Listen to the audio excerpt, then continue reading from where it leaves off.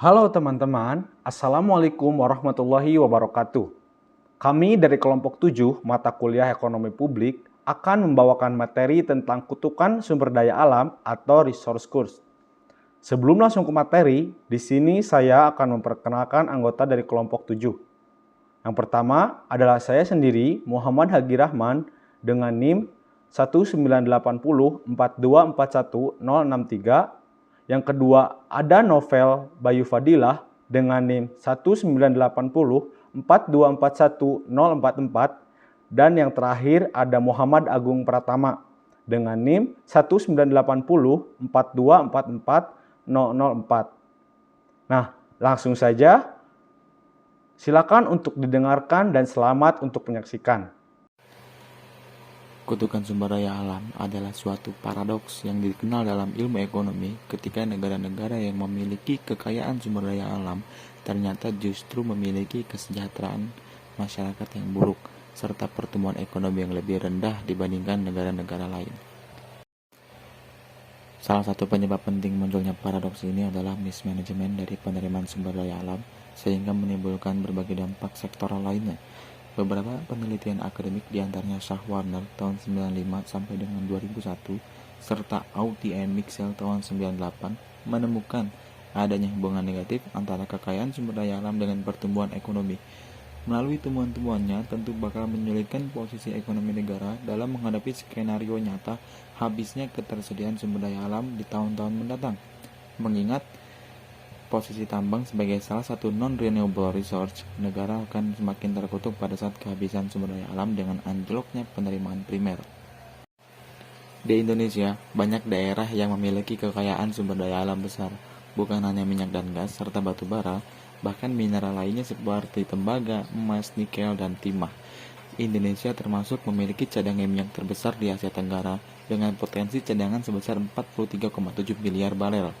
Selain itu, cadangan gas Indonesia mencapai 103,3 triliun kaki kubik, yang menempatkan Indonesia di posisi ke-14 dunia.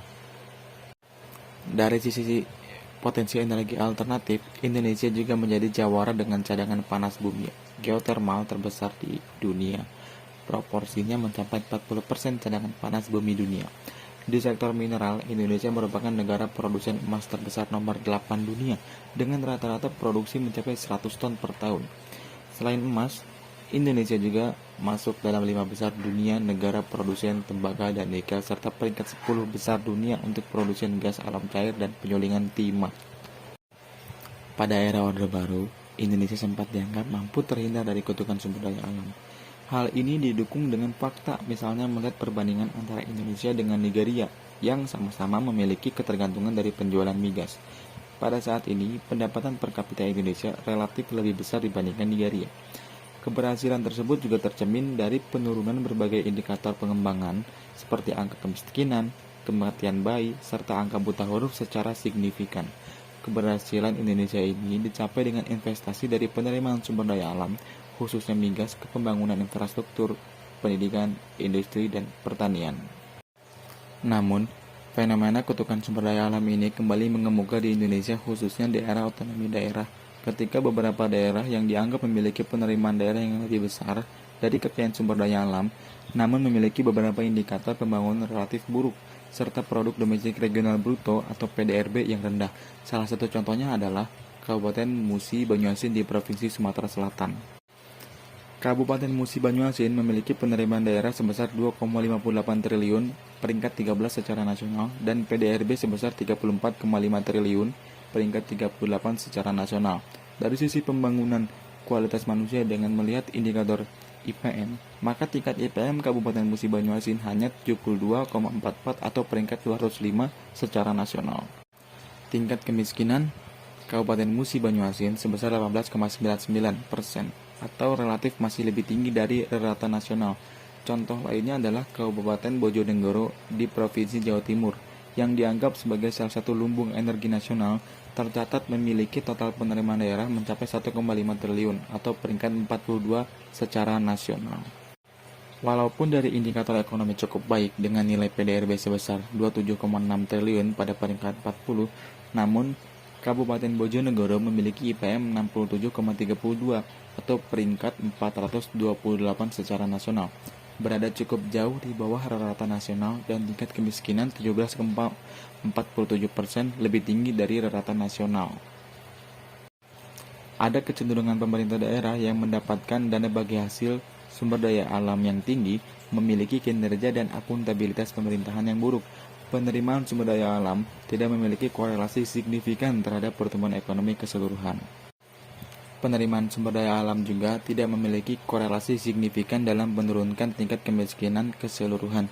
Bahkan bagi 20% daerah terkaya, dampaknya menaikkan tingkat kemiskinan.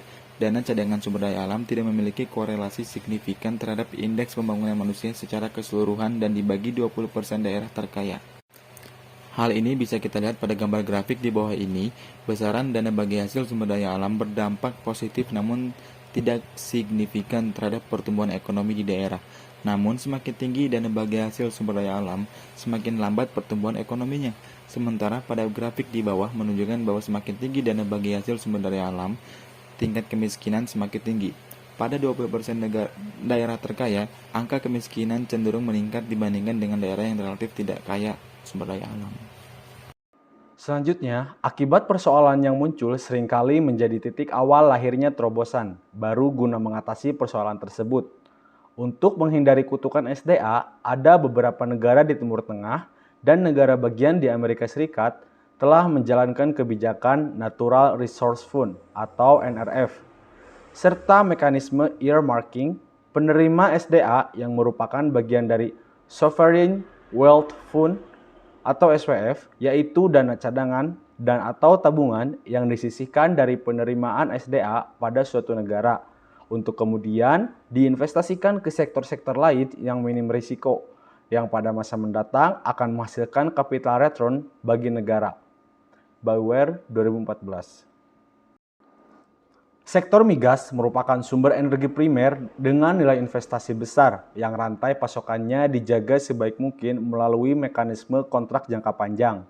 Dengan demikian, negara dapat memprediksi keberlangsungan penerimaan berdasarkan kontrak-kontrak yang sedang berjalan, termasuk memudahkan ruang untuk mengikat penerimaan-penerimaan dari sektor migas. Sedangkan earmarking tidak dilembagakan, tetapi lebih disandingkan dengan kerangka struktur regulasi pelaksanaan tingkat implementasi sektor keuangan pemerintah. Permasalahannya, di Indonesia belum ada regulasi yang mengatur tentang earmarking. Mekanisme penggunaan DBH SDA dikelola berdasarkan political will. Pemerintah daerah dan penggunaannya pun berdasarkan subjektivitas dan asas teknokrasi pemerintah daerah sepihak. Mengingat efektivitas DBH SDA menemui banyak kendala, kedepannya perlu dipikirkan adanya peluang mekanisme baru dalam sistem penganggaran publik, baik APBN maupun APBD, agar dapat mengakomodasi kepentingan tersebut.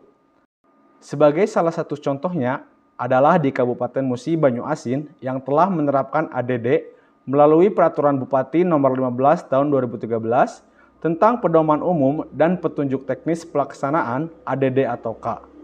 Dalam peraturan bupati ini telah mengatur tentang pengalokasian untuk penghasil dan non-penghasil. Akan tetapi, mekanisme tidak didesain berdasarkan indikator-indikator kebutuhan desa penghasil dan desa terdampak untuk jangka panjang. Seharusnya, pemerintah Kabupaten Musi Banyuasin tidak hanya bersemangat untuk mengalokasikan saja, tetapi juga mengarahkan penggunaan dari apa yang dialokasikan tersebut untuk kepentingan jangka panjang. Ya, sekian saja penjelasan yang kami sampaikan tentang kutukan sumber daya alam atau resource curse. Mohon maaf apabila banyak kesalahan dan kekeliruan dalam menjelaskan. Sekian saja, terima kasih. Wassalamualaikum warahmatullahi wabarakatuh.